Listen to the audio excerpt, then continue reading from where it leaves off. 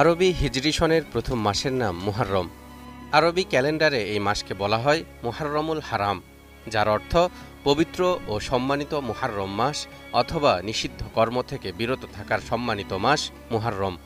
ইসলামী calendar অনুযায়ী এ মাসের দশম দিনের রয়েছে বিশেষ গুরুত্ব ও তাৎপর্য। মুসলিম সমাজে দিনটিকে আশুরা নামে ডাকা হয়। আরবি শব্দ আশারা অর্থ ১০ আর আশুরা অর্থ ১০ বা দশম। শাব্দিক অর্থে যে কোনো মাসের ১০ তারিখকেই আশুরা বলা যায়, কিন্তু ইসলামী শরীয়তের পরিভাষায় শুধু মুহররম মাসের ১০ তারিখকেই আশুরা নামে অভিহিত করা হয়। এদিন শিয়ারা বিভিন্ন উপায়ে শোক পালন করেন, অন্যদিকে সুন্নিরা নফল রোজা, দোয়া মোনাজাত ও তাওবা ইস্তেগফারের মাধ্যমে মহান আল্লাহর কাছে ক্ষমা প্রার্থনা করেন।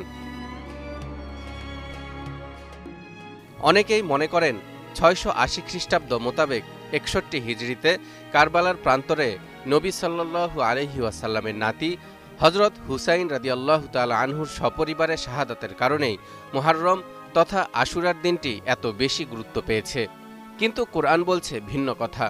সূরা তাওবার ৩৬ নম্বর আয়াতে ইরশাদ হচ্ছে, ইন্না ইদ্দাতাশ শুহুরি ইনদাল্লাহি ১২ শাহরান ফি কিতাবিল্লাহি ইয়াওমা খালাকাস সামাওয়াতি ওয়াল আরদ মিনহা আরবাআতুন হুরুম যালিকাদ দীনুল কাইয়্যিম ফালা তাযলিমু ফীহিন্না আনফুসাকুম। নিশ্চয় আসমান জমিন সৃষ্টির দিন থেকেই আল্লাহর কিতাবে মাসগুলোর সংখ্যা হল ১২। তার মধ্যে ৪টি নিষিদ্ধ মাস। এটাই হল সুপ্রতিষ্ঠিত দিন। কাজেই ওই সময়ের মধ্যে নিজেদের উপর অত্যাচার করো না।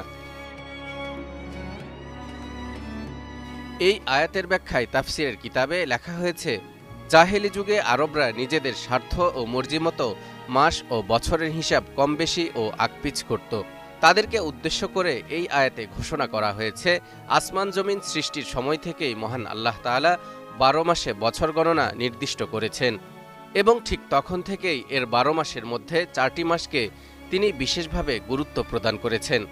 এই ৪টি মাসে ভালো কাজ করলে যেমন বেশি পুণ্য অর্জন করা যায়, ঠিক তেমনি মন্দ ও নিষিদ্ধ কাজ করলে অধিক শাস্তি পেতে হয়। এ কারণে এই মাসগুলোকে মহান আল্লাহ তাআলা যুদ্ধ বিগ্রহ সহ সব ধরনের অন্যায় অত্যাচার ও পাপাচার থেকে দূরে থাকতে বলেছেন।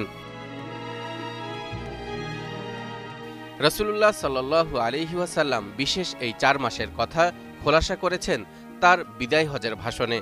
মিনা প্রান্তরে প্রদত্ত খুতবায় রাসূলুল্লাহ সাল্লাল্লাহু আলাইহি ওয়াসাল্লাম সম্মানিত ও নিষিদ্ধ মাসগুলোকে চিহ্নিত করে বলেন, ৩টি মাস হল ধারাবাহিক, জিলকদ, জিলহজ ও মুহররম।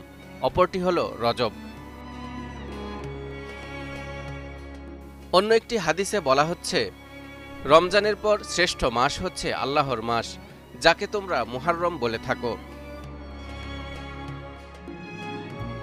এখন প্রশ্ন হলো, আমরা তো জানি সকল মাসই তো আল্লাহর মাস, তাহলে মুহররম মাসকে বিশেষভাবে আল্লাহর মাস বলে সাব্যস্ত করা হলো কেন?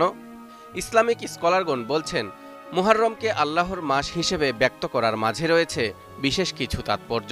যেমন পৃথিবীর সকল মসজিদই আল্লাহর ঘর, কিন্তু কাবা শরীফকে বাইতুল্লাহ বা আল্লাহর ঘর এবং হারাম শরীফ বলে তাকে বিশেষভাবে সম্মানিত করা হয়েছে। ঠিক তেমনি বছরের অন্যান্য মাসের তুলনায় মুহররম মাসের রয়েছে বিশেষ গুরুত্ব ও মর্যাদা, যা মূলত এ মাসের ১০ তারিখে সংঘটিত ১০টি তাৎপর্যপূর্ণ ঘটনার সাথে সংশ্লিষ্ট। আশুরার উল্লেখযোগ্য ঘটনাবলীর মধ্যে রয়েছে: ১. আল্লাহ তাআলা আসমান, জমিন, পাহাড়, পর্বত সহ সমস্ত পৃথিবী এদিনেই সৃষ্টি করেছেন। ২. আদিমানব হযরত আদম আলাইহিস সালাম এই দিনে পৃথিবীতে আগমন করেন। এই দিনই তার তাওবা কবুল করা হয় এবং এই দিনেই তিনি স্ত্রী হাওয়া আলাইহিস সালামের সঙ্গে আরাফার ময়দানে সাক্ষাৎ লাভ করেন। ৩. হযরত ইউনুস আলাইহিস সালাম এই দিনে ৪০ দিন পর মাছের পেট থেকে আল্লাহর রহমতে মুক্তি লাভ করেন। ৪. এই দিনেই হযরত নূহ আলাইহিস সালামের নৌকা মহাপ্লাবন থেকে রক্ষা পেয়ে জুদি নামক পর্বতে নোঙর করে। ৫. হজরত ইব্রাহিম আলাইহিসসালাম নমরুদের প্রজ্বলিত অগ্নিকুণ্ডে নিক্ষিপ্ত হওয়ার ৪০ দিন পর সেখান থেকে ১০ই মুহাররম মুক্তি লাভ করেন। ৬ দীর্ঘ ১৮ বছর কঠিন রোগে ভোগার পর হজরত আইয়ুব আলাইহিসসালাম দুরারোগ্য ব্যাধি থেকে মুক্তি লাভ করেন। ৭ হজরত ইয়াকুব আলাইহিসসালামের পুত্র হজরত ইউসুফ আলাইহিসসালাম তার ১১ ভাইয়ের ষড়যন্ত্রে কূপে পতিত হন এবং পরবর্তী সময়ে দীর্ঘ ৪০ বছর পর ১০ মুহররম তারিখে পিতার সঙ্গে সাক্ষাৎ লাভ করেন। ৮ হজরত মুসা আলাইহিসসালাম এই দিনে ফেরাউনের অত্যাচার থেকে নিষ্কৃতি লাভ করেন এবং অভিশপ্ত ফেরাউন লোহিত সাগরে ডুবে মারা যায়। ৯ এই দিনে হজরত ঈসা আলাইহিসসালাম জন্মগ্রহণ করেন এবং তার জাতির লোকরা তাকে হত্যা চেষ্টা করলে আল্লাহ পাক তাকে আসমানে উঠিয়ে নিয়ে মুক্তিদান করেন। ১০ কারবালার প্রান্তরে ইমাম হুসাইন রাদিয়াল্লাহু তাআলা আনহু পরিবার পরিজন সহ শাহাদাত বরণ করেন। এমন বহু ঐতিহাসিক ঘটনার সাক্ষী আশুরা। এ কারণেই এই দিনটিতে সব নবী রাসূলগণ রোজা রাখতেন। আমাদের প্রিয় নবী হজরত মুহাম্মদ সাল্লাল্লাহু আলাইহি ওয়াসাল্লামও মক্কায় থাকতে আশুরার রোজা পালন করতেন। হিজরতের পর যখন তিনি মদিনায় এসে দেখতে পেলেন ইহুদিরাও এই দিনে রোজা রাখছে, তখন রাসূলুল্লাহ সাল্লাল্লাহু আলাইহি ওয়াসাল্লাম বললেন, মুসা আলাইহিসসালামের সঙ্গে আমাদের সম্পর্ক ইহুদিদের চেয়েও বেশি।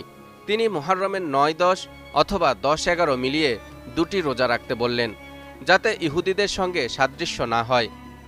দ্বিতীয় হিজরিতে রমজান মাসের রোজা ফরজ করা হলে আশুরার রোজা নফল হয়ে যায়। তবে রমজানের রোজার পর আশুরার রোজা সর্বাধিক গুরুত্বপূর্ণ ও ফজিলতপূর্ণ। এ মাসের নফল রোজা ও অন্যান্য ইবাদত রমজান মাস ব্যতীত অন্য যে কোনো মাস অপেক্ষা উত্তম। আলেমগণ বলেন, আশুরার দিন রোজা রাখার পাশাপাশি দোয়া মোনাজাত ও তাওবা ইস্তেগফার করা যেতে পারে। এর বাইরে এই দিনের জন্য বিশেষ কোনো নামাজ, বিশেষ কোনো জিকির, বিশেষ কোনো আয়োজন কিছুই নেই। অথচ আমাদের সমাজে এদিন এমন কিছু আনুষ্ঠানিকতা দেখা যায় যেগুলোর সঙ্গে ইসলামের দূরতম কোনো সম্পর্ক নেই। বিশেষ করে হাই হোসেন বলে যে শোক প্রকাশ করা হয়, ইসলাম মাতম ও শোক প্রকাশের এমন আয়োজনকে হারাম সাব্যস্ত করেছে। এর থেকেও মারাত্মক অপরাধ হল তাজিয়া মিছিলে অংশ নেয়া। অনেক সাধারণ মুসলমান না জেনে সওয়াবের আশায় শিরিক বিদআতের এসব অনুষ্ঠানে শামিল হয়ে যান। এছাড়াও আশুরাকে কেন্দ্র করে আমাদের মুসলিম সমাজে বেশ কিছু কুসংস্কার প্রচলিত আছে। যেমন, এই দিনে শোক পালনের নামে কালো বা সবুজ পোশাক পরা, মিষ্টি বা ভালো খাবার না খাওয়া, শরীরে আঘাত করে রক্ত বের করা। অনেকে আবার এই মাসকে অশুভ মনে করে বিয়ে শাদী করা থেকেও বিরত থাকে। এ সবগুলোই ইসলামের নামে কুসংস্কার এবং কোরআন হাদিস পরিপন্থী বিষয়। কাজেই মুহররম কেন্দ্রিক সকল গর্হিত কর্মকাণ্ড থেকে বেঁচে থাকার পাশাপাশি সকল ধরনের শিরকি ও বিদআতি অনুষ্ঠান থেকেও দূরে থাকা আবশ্যক। অন্যথায় নেকি অর্জন করতে গিয়ে গুনাহের ভাগীদার হতে হবে। মহান আল্লাহ তাআলা আমাদেরকে দ্বীনের সঠিক বুঝ দান করুন। আমিন। তালহা ইবনে রেজা, নিউজ 24।